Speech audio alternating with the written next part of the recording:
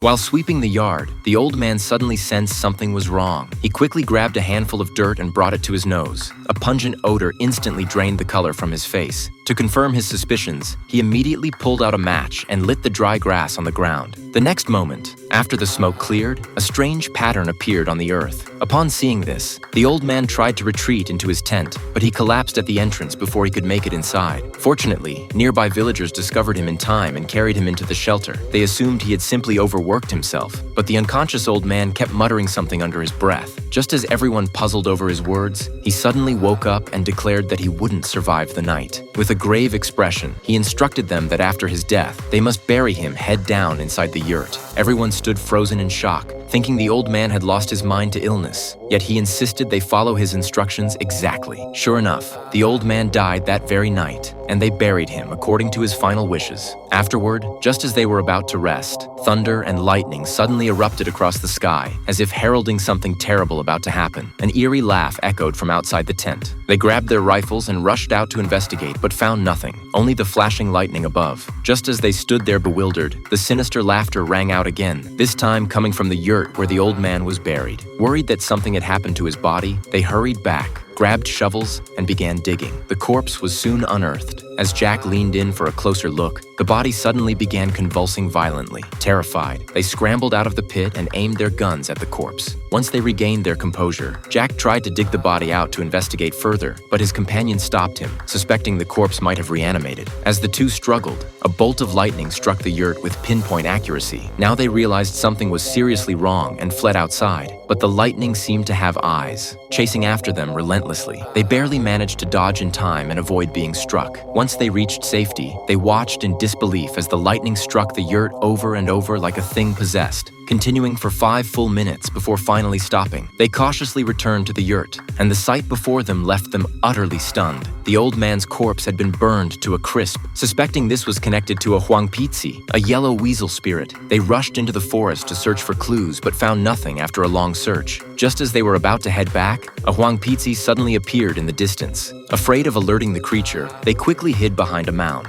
To their surprise, the weasel burrowed into a grave. Determined to find it, Jack pulled out his compass. After confirming there was no danger nearby, he grabbed his shovel and started digging. To their astonishment, hidden beneath the grave was a cave.